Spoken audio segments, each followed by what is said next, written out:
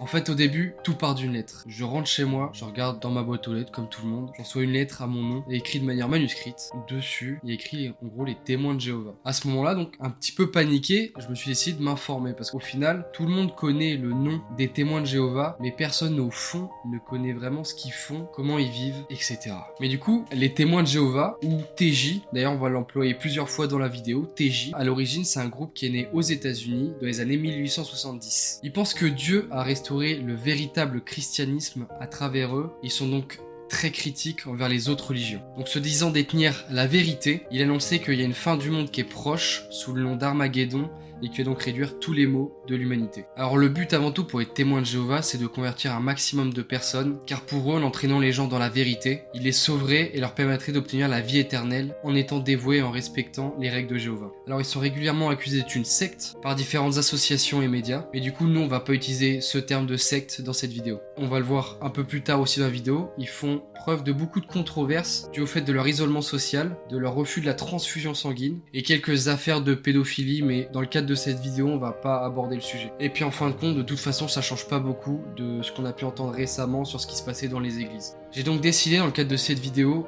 d'appeler deux intervenants. On aura d'abord Charline Delporte, la présidente du CAFES. Alors moi je m'appelle donc Charline Delporte, je suis la présidente nationale d'un centre d'accompagnement familial face à toute emprise sectaire, c'est-à-dire le fait sectaire avec des thématiques qui ont été rajoutées malheureusement depuis. Ce sont celles de la radicalisation. On a vu là aussi des parents qui pleuraient un enfant qui partait en Syrie et il y avait bien là une emprise sectaire. Ensuite, il y a aussi toutes ces déviances à dérive thérapeutique, à caractère sectaire. Et là aussi, nous intervenons. Aujourd'hui, il y a aussi le complotisme, où on voit que depuis quelques années, ça se développe. Vous voyez, on est, je dirais, vraiment spécifique à l'emprise sectaire. On ne fait que ça. Et on a près de 100 000 enfants mineurs qui sont dans ces emprises. Et le CAFES, aujourd'hui, depuis 7 ans, mais qui était avant la DFIDéon de France, qui est né il y a 43 ans, non pas par moi, mais par des pionnières qui sont aujourd'hui décédées et dont une présidente fondatrice m'avait moi-même accueillie. Mais elle n'est pas arrivée directement présidente de cette association par hasard, et du coup tout ça part d'une histoire avec les témoins de Jéhovah. Tout ça mènera ensuite à l'écriture d'un livre, Gourou, rendez-lui sa liberté, et je vous mets évidemment le lien dans la description pour ceux que ça intéresserait. J'ai 2 filles et mon aînée est une fille qui fait des études supérieures, qui a presque 20 ans. Et puis, on est en vacances avec mon mari, avec nos 2 filles, avec tous les copains et les copines, parce que nous allons toujours au même endroit. Ce jour-là, dans cette année-là, il y avait 2 garçons à côté, mais bon, on voyait bien que ma fille était... et ce garçon était très proche. Ils étaient souvent ensemble, elle lâchait même ses copines, ses copains et ses copines. Mais on voyait bien qu'ils étaient amoureux. Et j'ai vu ma fille, quand on est rentré à Lille, elle continuait ses études de juriste, mais j'ai vu que petit à petit, elle descendait les marches, elle n'avait plus les mêmes comportements, elle n'avait plus les mêmes pratiques, elle n'avait plus d'intérêt ou de moins en moins pour ses études. Mais à l'époque, elle ne savait pas qu'elle rentrait dans une organisation qu'on appelle la Watchtower, qui est basée à Brooklyn et qui s'appelle les Témoins de Jéhovah. Et petit à petit, notre fille, a descendu ses marches jusqu'à perdre cet esprit critique, le libre arbitre, et jusqu'au jour où elle a quitté le domicile avec tout ce qu'on sait sur ce qu'est une emprise sectaire. Nous avons eu, nous, comme tous les parents, on a entendu un langage qui n'était plus le sien, qu'on lui avait flanqué comme un prêt-à-penser et qui, naturellement, a fait qu'on n'a rien compris, mon mari et moi. Et c'est pour ça que nous sommes venus voir cette association de bénévoles qui nous a écoutés dans notre souffrance. Voilà comment nous avons fait connaissance avec cette association lilloise qui était la DFI. Elle nous a déculpabilisés, elle nous a donné un tout petit peu d'espoir et elle nous a surtout expliqué que notre fille était en danger. Un danger d'ordre psychologique avec une maltraitance psychologique. Et j'ai voulu lire, tout comme elle, j'ai lu tous les textes jéhovistes d'une autre manière. J'ai lu pour comprendre sans la juger, à la différence près. C'est que moi, je n'étais pas manipulée, je pouvais le lire avec du bon sens. Ma fille le lisait en étant endoctrinée. Voilà comment l'aventure commença pour Charline Delporte. Alors vous dites, ça a bien fini. Bah oui, ça a bien fini. Parce que petit à petit, vous savez, les mouvements sectaires, il y a bien une chose qu'ils ne connaissent pas. C'est l'amour de la famille. Ils ne peuvent pas donner ça. Il n'y a pas d'émotion dans une emprise sectaire, y compris celle-là. il n'y a pas de sentiment. Eh bien, je trouve que ce couple-là s'en tire pas trop mal. En tout cas, je vois à leur visage qu'ils sont heureux. Après toute cette histoire, la voilà engagée et présidente de cette association. Mais du coup, on pourrait se demander comment agit cette association avec les victimes de mouvements à dérive sectaire. Et notre mission, c'est surtout d'accompagner, faire de la prévention et de la sensibilisation et d'avoir des outils pour pouvoir aider ces personnes avec, pour nos jeunes, une BD que j'ai là. Voilà, la BD. Ou alors maintenant, et aujourd'hui, je suis très fière également de le dire, un projet européen dans le cadre de Erasmus+. Alors au fond, comment on peut définir une secte? Et c'est la question principale à laquelle je me posais en découvrant moi les lettres que j'ai pu recevoir dans ma boîte aux lettres. Où est-ce que les témoins de Jéhovah sont une secte? Bien d'abord, monsieur, je vais vous dire que le mot secte, aujourd'hui, et depuis 1995, donc c'est quand même pas d'hier, dans le premier rapport de secte en France, eh bien dans les 20 premières pages, il était bien écrit qu'on ne pouvait pas définir un mouvement sectaire, une secte. Donc il fallait définir ce que c'était qu'un mouvement sectaire, une secte. Et ils l'ont défini dans le même rapport avec 10 critères de dangerosité. La déstabilisation mentale, les caractères exorbitants financiers, la rupture. Donc on en a 10 comme ça. Les témoins de Jéhovah, déjà en 95, non seulement ils ont été dans ce rapport, donc ils étaient dangereux dans bien des critères, bien plus que 5. Donc on a pu les mettre dans ce rapport parlementaire de 95. Dans cette organisation, il y a le bien, qui est Jéhovah, et il y a le mal, et c'est Satan. Mais tu n'as pas de milieu. Donc naturellement, si tu n'es pas avec Jéhovah, tu es avec Satan. Voilà, alors pour les témoins de Jéhovah, on ne parlera pas de secte, mais on parlera de comportement. À dérive sectaire. Et j'ai aussi pu contacter Nicolas Jaquette, qui lui est un ex-témoin de Jéhovah, qui est né du coup à l'intérieur de ce mouvement et qui les a quittés à l'âge de 22 ans. Il a donc passé toute son enfance dans ce mouvement, obligé de se priver de nombreux moments de divertissement et de jeu. Il se sent du coup vite à part à l'école, car en fait les témoins de Jéhovah faisaient de lui une personne différente des autres enfants. Donc il ne fêtait pas son anniversaire ni chez lui, ni à l'école, ni avec les camarades de sa classe, pour lesquels ça aurait pu être leur anniversaire également. Il ne pouvait pas non plus aller jouer chez d'autres amis, ou que ses amis viennent jouer chez lui, et plein d'autres choses encore du coup qui faisaient de lui une personne différente et bizarre aux yeux des autres enfants. C'est-à-dire que quand on est enfant et qu'on manque d'esprit critique, on accepte l'histoire des adultes même quand à l'école. Les témoins de Jéhovah laissent les enfants aller à l'école parce qu'on est programmé et on nous apprend des techniques pour essayer de faire du prosélytisme en milieu scolaire. Donc petite coupure là, le prosélytisme, c'est le fait de chercher de convertir des personnes à une cause ou à une doctrine. C'est pour ça qu'on va à l'école. Sinon, pour le moment, ils auraient des écoles privées aussi. Ouais. L'école a été une horreur, parce que la façon dont on faisait de moi quelqu'un de différent a fait que j'étais la tête de turc. J'étais celui dont on se moquait, j'étais celui qui était bizarre, qui portait le costume le samedi matin pour aller faire du porte-à-porte, qui disait pas de gros mots, qui s'habillait pas à la mode. Enfin, tout était fait pour me rendre différent. Donc c'était très difficile. Du coup, il pouvait pas vraiment côtoyer des personnes autres que celles qui étaient chez les TJ, chez les témoins de Jéhovah. Car du coup, toute personne extérieure au mouvement est dite malsaine et du côté du diable. Donc ce sont des gens à travers qui Satan tente d'emmener les témoins de Jéhovah du mauvais côté. Mais du coup, de ce fait, toute relation avec une personne extérieure est impossible pour les témoins de Jéhovah, car ils sont déjà intimement convaincus que ces personnes ne leur veulent pas du bien, et ça, Nicolas, il avait vraiment du mal à l'accepter. Et j'ai commencé à développer des relations d'amitié avec mes potes du lycée, et je me suis rendu compte que ce qu'on me disait d'eux, on me disait qu'ils étaient dangereux, qu'ils étaient menteurs, que c'était malin, que toute leur gentillesse en fait était en fait une ruse du diable pour essayer de me faire quitter les témoins de Jéhovah. Mais c'était pas vrai. C'est-à-dire le discours des témoins de Jéhovah ne rencontrait pas une réalité de terrain, et là j'ai commencé à douter. En fait, je me suis dit c'est bizarre.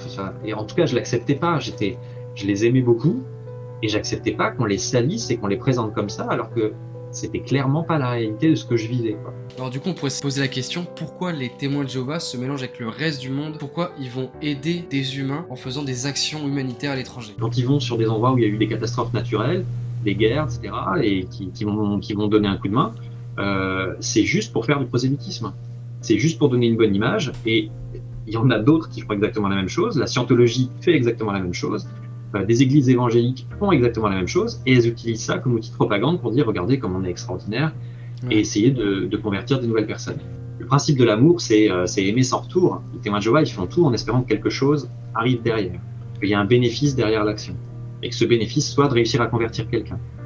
Pour un témoin de Jéhovah, le Graal, c'est de faire une étude biblique et puis d'arriver à amener quelqu'un à se faire convertir. C'est la fierté absolue dans une congrégation. Cette gentillesse, cette honnêteté, cette politesse, elle est orientée uniquement dans un objectif. Elle n'est pas sincère. Elle est faite pour manipuler, en fait. Et en ce sens, plein de gens qui sont pas croyants et qui sont considérés comme le mal absolu, comme des gens sous l'influence du diable, eux sont honnêtes par sincérité. Et pourtant, les TJ ne peuvent même pas donner de l'argent à une œuvre humanitaire. En fait, à l'intérieur des témoins de Jéhovah, les seuls qui peuvent être aptes à récolter leur argent, c'est les témoins de Jéhovah eux-mêmes. Par exemple, moi quand j'étais ado et que j'étais au collège et qu'il y avait des campagnes pour des associations d'aide à des victimes de catastrophes naturelles et que je voulais aider, mes parents disaient bah non, la seule œuvre humanitaire à laquelle un témoin de Jéhovah doit contribuer, c'est l'œuvre de prédication.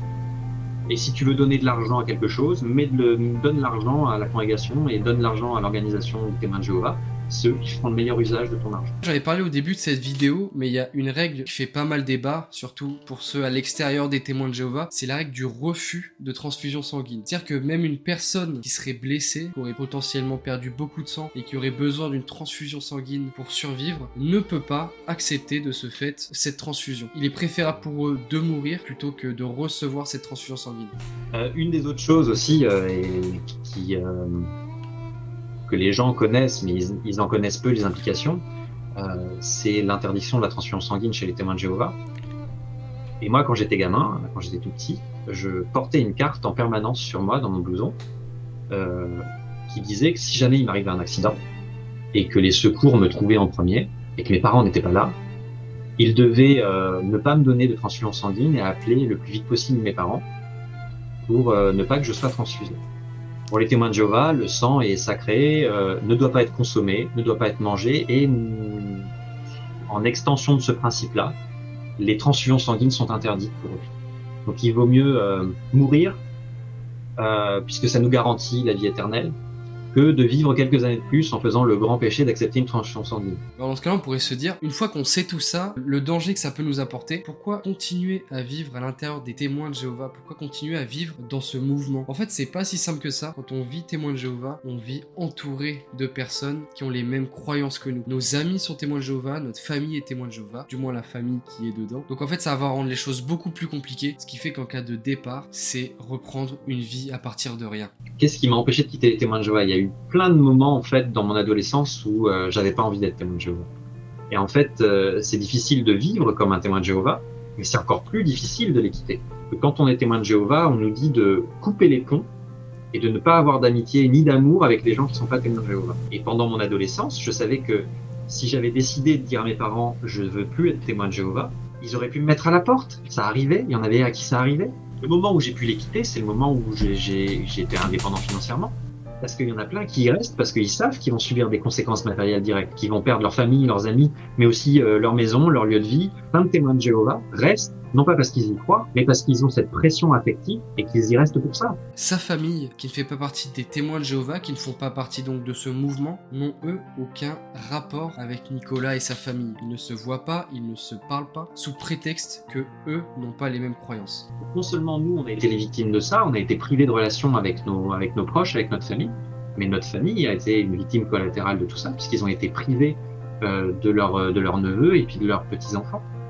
C'est violent, ça aussi. Ah bah oui, forcément. Moi, j'étais persuadé que mes grands-parents, ils m'aimaient pas. Bah oui, ils s'intéressaient pas à nous, ils venaient pas nous voir. En fait, mes parents les empêchaient. Dans la tête d'un témoin de Jéhovah, la connaissance des témoins de Jéhovah vous donne la vie éternelle. Et tous ceux qui l'acceptent pas, cette connaissance, cette vérité, eh ben, ils sont promis à la mort. Donc c'est comme si c'était déjà mort et on parle pas à des gens qui sont morts. C'est pour ça que ma famille actuellement me parle plus, parce qu'elle considère que je suis déjà mort.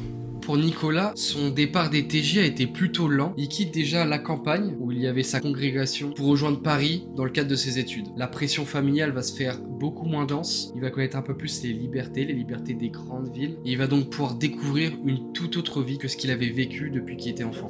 Il y a plusieurs raisons au fait que j'ai quitté les témoins de Jéhovah. Mais la raison principale, c'est une question qu'on m'a posée. Et ils m'ont posé la question, est-ce que tu es heureux? Et je me souviens de cette question et du moment où ils m'ont dit, est-ce que tu es heureux? Et j'ai répondu instinctivement, oui, nous sommes heureux. J'étais incapable de me dissocier de la communauté. Et puis ils m'ont repris, ils m'ont dit mais non, pas est-ce que vous êtes heureux, est-ce que toi, tu es heureux? J'ai eu un moment de grand blanc. Et en fait, le constat, le seul, c'était que j'étais pas heureux, mais pas heureux du tout. J'étais triste à crever, quoi. J'étais en peur de l'avenir. Je finissais rien, parce que de toute façon, ça servait à rien de finir quoi que ce soit, parce que la fin du monde arrivait le lendemain. J'avais pas le droit d'être amoureux, j'avais pas le droit de vivre la vie que j'étais. Ça a été la première brèche. La seconde brèche, c'est quand j'ai commencé à m'intéresser à d'autres mouvements comme la scientologie, et où je me suis aperçu que si on enlevait le folklore cultuel, les méthodes étaient exactement les mêmes. Et que, en tant que témoin de Jéhovah, on considérait les scientologues comme dans une secte, et si je les considérais comme étant dans une secte, que les méthodes étant les mêmes, en fait, j'étais aussi dans un mouvement sectaire. Et je suis tombé de haut. Vraiment tombé de haut. En fin de compte, quand on quitte les témoins de Jéhovah, la vie devient radicalement différente. C'est-à-dire qu'il faut tout reconstruire, repartir de zéro, essayer de gommer tous ces réflexes qui ont été ancrés en nous depuis qu'on était enfant et que nous ont inculqués les témoins de Jéhovah. J'avais passé les 22 premières années de ma vie chez les témoins de Jéhovah, il y avait plein de comportements que j'avais intériorisés dont je me rendais pas compte, plein de pensées, plein de mécanismes mentaux, de biais cognitifs qui étaient complètement hérités de cette éducation témoin de Jéhovah. Et j'ai mis 10 ans en fait à repérer chacun de ces points et à m'en débarrasser. Ça m'a demandé 10 ans de travail, mais actif. En fin de compte, il y a beaucoup d'ex-témoins de Jéhovah qui en veulent à leur famille, à leurs amis, à leurs conjoints, conjointes, qui ont pu les embarquer chez les témoins de Jéhovah. Alors oui, forcément, c'était pas le choix idéal de les emmener là-dedans. Déjà, il faut se dire qu'ils l'ont pas fait d'une manière malsaine. Pour eux, c'était vraiment histoire de sauver ces personnes-là. On peut comprendre aussi humainement et instinctivement pourquoi ces personnes peuvent détester autant ceux qui les ont emmenés et ceux qui les ont embarqués dans ce mouvement. Mais pour le coup, Nicolas, il n'en veut pas du tout à ses parents et il le dit lui-même. Mes parents, ils se sont bourrés par amour et je les aime énormément pour ça et je les aimerai toujours pour ça. Je leur en voudrais jamais. Il y en a qui comprennent pas que je ne puisse pas en vouloir à mes parents, mais leur mieux, c'était pas le mieux pour moi, mais ils ont fait de leur mieux et je peux pas leur en vouloir d'avoir fait de leur mieux. Du coup, Nicolas Jacquette a pu sortir un livre comme une autobiographie, un livre sur la vie qu'il a vécue depuis qu'il était enfant, depuis qu'il est né chez les témoins de Jéhovah jusqu'à son départ à ses 22 ans. C'est un projet qui lui a permis de mettre des mots en fait sur tout le mal-être qu'il a pu ressentir tout ce temps, toutes ses privations, toutes les questions qui se posaient et tout ce qu'il a emmené au fur et à mesure à devoir quitter les témoins de Jéhovah. Le poids constant qu'on doit supporter en tant que témoin de Jéhovah. Donc ils vivent constamment dans la peur, dans le mal-être et même dans la dénonciation des autres. Une atmosphère très hypocrite, il y a beaucoup d'hypocrisie chez les témoins de Jéhovah. Tout se dit derrière, tout est balancé, mais au final tout se sait. Donc Nicolas raconte ses doutes, ses peurs, ses doutes qui grandissent à fur et à mesure que le temps passe. Il raconte les questions qui se posaient et le départ, le fameux des témoins de Jéhovah. J'ai pu lire ce livre, il est incroyablement touchant et je vous le conseille absolument. C'est une centaine de pages, ça se lit extrêmement bien, il y a beaucoup d'émotions. Alors évidemment, il y a plein de détails sur son histoire qui ne sont pas racontés ici. Il fallait synthétiser. Il y a des détails qu'on n'a pas abordés, mais qui restent quand même super importants. Et je vous mets le lien d'ailleurs de son livre dans la description si ça vous intéresse. Alors la vidéo va pouvoir se terminer. En tout cas, tout ça, ça m'a permis de pouvoir répondre à toutes mes questions, celles que je me posais à l'origine en recevant ces lettres. J'espère que ça aura aussi pu répondre aux vôtres et que au pire, ça vous aura appris des choses. Je l'ai fait aussi dans un but un peu de prévention. On a tous des moments un peu sombres de notre vie, des moments de mou, des moments de moins bien, qui fait que parfois on peut être un peu plus fragile psychologiquement et que peut-être de belles phrases peuvent nous attirer dans ce genre de mouvement qui peuvent au début être attirants, qui nous proposent la vie éternelle, de revoir aussi nos proches défunts là-haut au paradis, de trouver une famille aussi en fin de compte, ce qu'on peut vous annoncer, que ce soit chez les témoins de Jéhovah ou chez d'autres, mais surtout gardez votre esprit critique, gardez cette liberté et faites en sorte qu'on ne puisse pas vous la retirer en vous donnant des obligations, en vous imposant des choses. Je tenais du coup à remercier Charline Delporte et Nicolas Jacquette pour cette vidéo, ce sont des personnes incroyables. Je remercie beaucoup d'avoir répondu favorablement du coup à mes demandes d'interview. Du coup, Charline va aussi continuer, elle, de son côté, l'incroyable travail qu'elle peut faire du coup avec le CAFES, qui de jour en jour prend de plus en plus d'ampleur. Par exemple avec le projet d'Erasmus+, dont elle a pu nous parler au début de la vidéo. Elle va continuer le travail pour défendre ces victimes de mouvements à dérive sectaire. Si vous avez un proche ou vous-même dans cette situation, appelez le CAFES. Je vais vous mettre le numéro juste ici. Sur ce, je vous dis une bonne journée, une bonne soirée. On se dit à très vite, à très bientôt, peut-être sur un sujet un peu plus joyeux. Et on se dit à la prochaine pour une prochaine vidéo. Ciao. Sortir d'un mouvement sectaire, c'est héroïque. Ça demande beaucoup de force. C'est très courageux. C'est très douloureux. On passe par des étapes insoutenables et quand on en ressort grandi et il faut en être fier.